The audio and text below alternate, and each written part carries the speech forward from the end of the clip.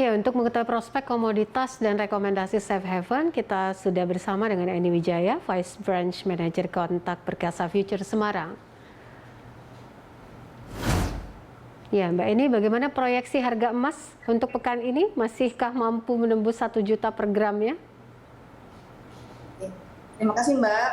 Untuk di awal pekan ini, emas di hari Senin ini menembus di 2.000 troy ounce untuk pergerakan dunia. Jadi untuk hari ini di emas antam itu melonjak harganya dari harga Rp1.045.000. Jadi ada kenaikan 3.000 per gramnya dibandingkan harga sebelumnya. Jadi ada kenaikan di Rp1.045.000 per gramnya untuk saat ini.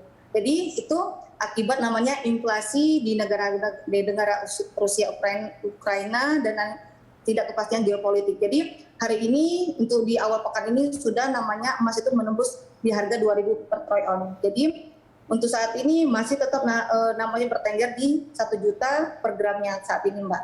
Oke, jadi masih akan terus bertahan di 1 juta per gram untuk pekan ini begitu ya.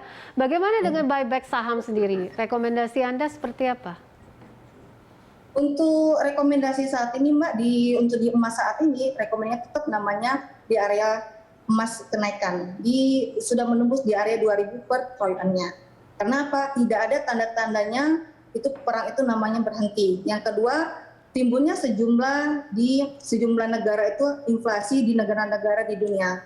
Nah, target untuk pekan ini emas akan ada kenaikan di 2.050 per troy ounce-nya untuk di pekan ini, Mbak. Karena kita balik lagi ke sebelumnya ada namanya inflasi sejumlah negara dan tidak ada berakhirnya tanda-tanda perang di Ukraina Rusia, Mbak.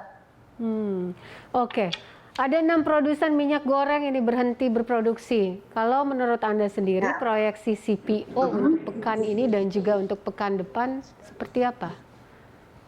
Ya, untuk harga pasar di dalam negeri itu mengalami pengaruh akibat stoknya terbatas. Tetapi kita mengetahui harga namanya CPO akan melonjak ada kenaikan disebabkan namanya distribusi untuk Ukraina dengan Rusia. Jadi tetap namanya mengalami lonjakan kenaikan. Dan kita ketahui untuk namanya produksi di Ukraina 47% itu ada namanya supply minyak supply namanya untuk minyak bunga matahari, Mbak.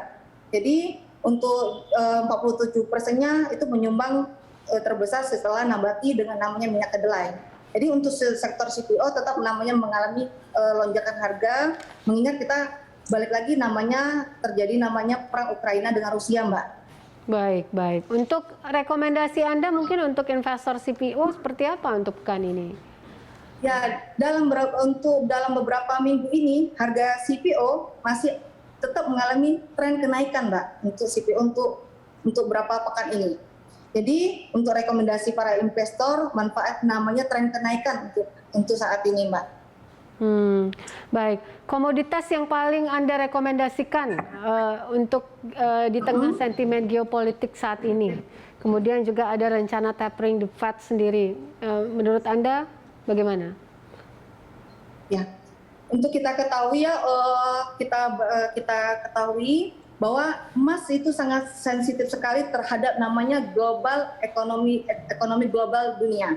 Nah, maka dari itu kenapa emas itu direkomendasi. Pertama, tidak berhentinya itu Rusia dan Ukraina tidak ada namanya stop untuk perang. Yang keduanya, timbulnya sanksi negara-negara barat ke Rusia. Yang ketiganya, setelah perang ada timbulnya pelemahan ekonomi. Yang keempatnya, Mbak, untuk saat ini ada namanya negara Amerika akan namanya menginvasi minyak ke Rusia. Artinya emas menjadi rekomendasi terbaik untuk saat ini. Dan rekomendasi yang kelanjutannya untuk komoditi yang lainnya seperti namanya minyak dengan namanya palladium, Mbak. Jadi memang rekomendasi saat ini emas akan bertengger lagi di 2.000 per troy ounce-nya. Baik. Pemerintah memastikan. Untuk taperingnya, Mbak, ya. Oke. Baik, ini kan pemerintah juga memastikan bursa kripto siap meluncur ya pada akhir Maret ini. Anda melihatnya seperti apa? Apakah kita memang siap untuk bursa teranyar ini?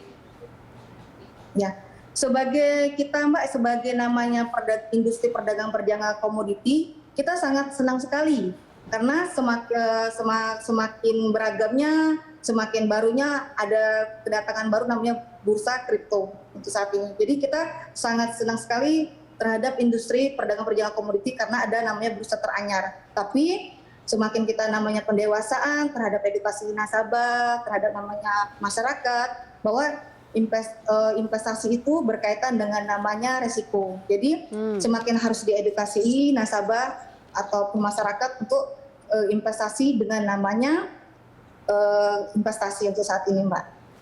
Baik. Terima kasih untuk informasi dan analisanya, Eni Wijaya, Vice Branch Terima kasih, Manager Mbak. Kontak Perkasa Future Semarang.